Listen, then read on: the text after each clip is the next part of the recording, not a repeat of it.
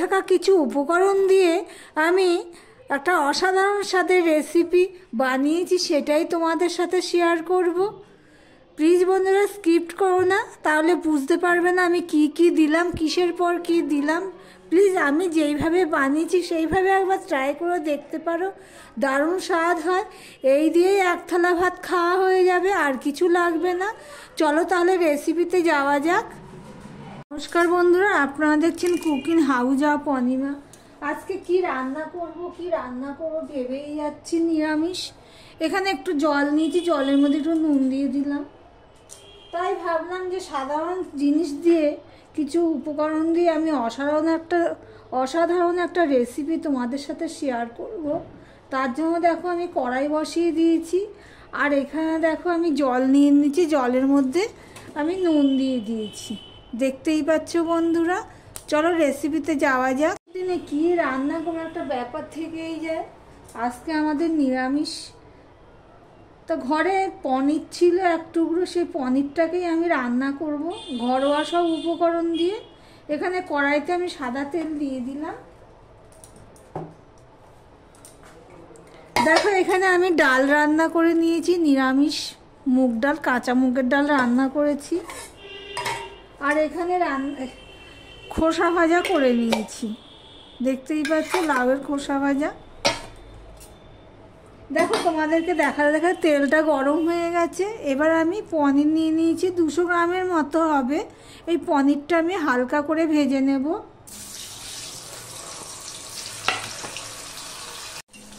দেখো বন্ধুরা, এই পর্যন্ত যারা ভিডিওটি দেখছো লাইক দিয়ে কন্টিনিউ করো। প্লিজ বন্ধুরা ভিডিওটি ফুল ওয়াচ করো, একদম তোমরা দেখছো না। আমি যার ভিডিওই দেখি, আমি দেখে তারপর কমেন্ট করি। এমন অনেক বন্ধু আছে না দেখে কমেন্ট করে চলে যায়। এতে কি হয়, যে কমেন্ট করে না দেখে তারও ক্ষতি হয়, আর যার ভিডিও দেখে তারও ক্ষতি হয়। শুধু আমার বলে কথা না, যে কোনো কারণেই। দেখো তোমাদের সাথে কথা বলতে বলতে পনিরগুলো ভেজে আমি ওই জলের মধ্যে দিয়ে দিচ্ছি, দেখতেই পাচ্ছ। এই জলের যদিও পনিরগুলো খুবই টাটকা, তবুও জলের মধ্যে ভেজে আমি দিয়ে দিচ্ছি, হালকা করেই ভাজছি। আমার ভিডিওটি যদি ভালো লেগে থাকে তাহলে লাইক কমেন্ট শেয়ার করে দিও। আর যারা নতুন বন্ধু প্রথম এসেছো আমার ভিডিও দেখছো, তাদেরকে বলবো সাবস্ক্রাইব করে পাশে থাকার জন্য। দেখো বন্ধুরা, পনিরগুলো সব ভেজে আমি একটা বাটির মধ্যে জল নিয়েছি, তার মধ্যে সব দিয়ে দিলাম। এবার যা তেল আছে এই তেলেই আমার পনিরের তরকারিটা হয়ে যাবে।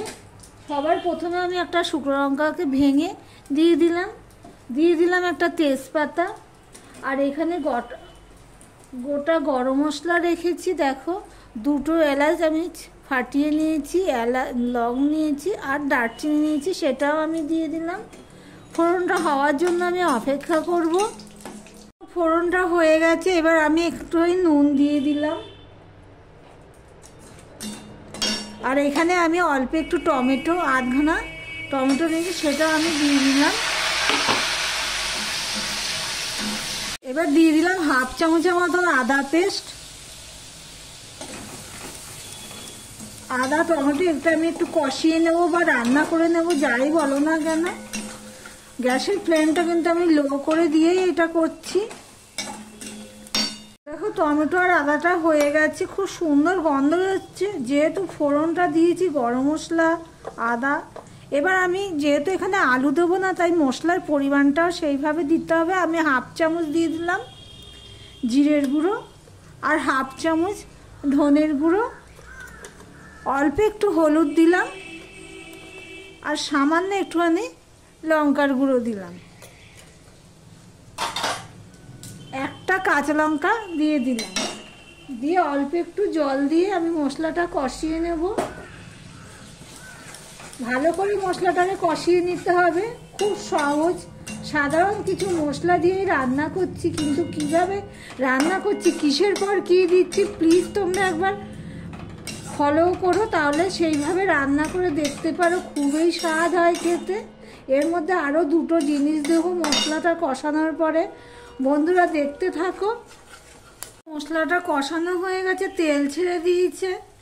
এবার আমি এর মধ্যে দেখো টক দই দিয়ে দিচ্ছি। এখানে 100 গ্রামের মতন টক দই আছে, তবে আমি 2 চামচ টক দই দিয়ে দিলাম, মানে 50 গ্রামের থেকে একটু কম টক দই দিয়ে দিলাম। আর টক দইটা ভালো করে আমি মশলার সাথে মিশিয়ে নিয়ে কষাতে থাকবো বন্ধুরা, দেখতে থাকো। যখন টক দইটা দিলাম তখন কিন্তু গ্যাসের ফ্লেমটা একদম লো করে দিয়েছি, না টক দইটা ফেটে যেতে পারে। আর তোমরা চাইলে এখানে ফাটিয়ে নিয়েও দিতে পারো, ফাটিয়ে নিয়ে ভালো করে। দেখো টক দই দিয়েছি, কিন্তু আমি চিনি দিইনি। টক দই দিলে একটু মিষ্টি দিতে হয়, না হলে ব্যালেন্সটা ঠিক থাকে না। টকের ব্যালেন্সটা ঠিক করার জন্য একটু চিনি দিয়ে দিলাম। চিনিটা দিয়েও আমি একটুখানি কষিয়ে নিলাম, দেখতেই পাচ্ছ বন্ধুরা। এবার আমি একটুখানি কষারি মেথি নিয়েছি, সেটা আমি গুঁড়ো করে দিয়ে দিলাম। এটা দেবে, এটা দিলে স্বাদটা বেড়ে যায়, দারুণ হয় খেতে। গুঁড়ো করে আমি দিয়ে একটুখানি কষিয়ে নিচ্ছি। কষানো হয়ে গেছে। এবার আমি যে পনিরগুলো জলের মধ্যে ভিজিয়ে রেখেছি, জল সমেত পনিরগুলো আমি দিয়ে দিলাম। আমার ভিডিওটি যদি ভালো লেগে থাকে প্লিজ লাইক কমেন্ট শেয়ার করে দিও। যারা নতুন বন্ধু ভিডিওটি দেখছো সাবস্ক্রাইব করোনি, তাদেরকে বলবো সাবস্ক্রাইব করে পাশে থাকার জন্য। এবার আমি ঢাকা দিয়ে দিচ্ছি।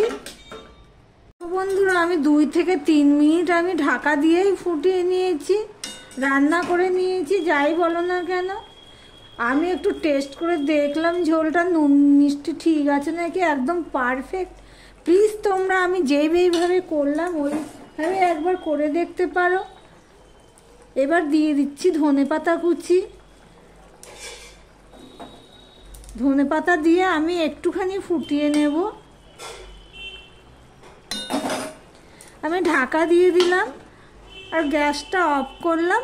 ভিডিওটি আজকের মতন এখানেই শেষ করলাম।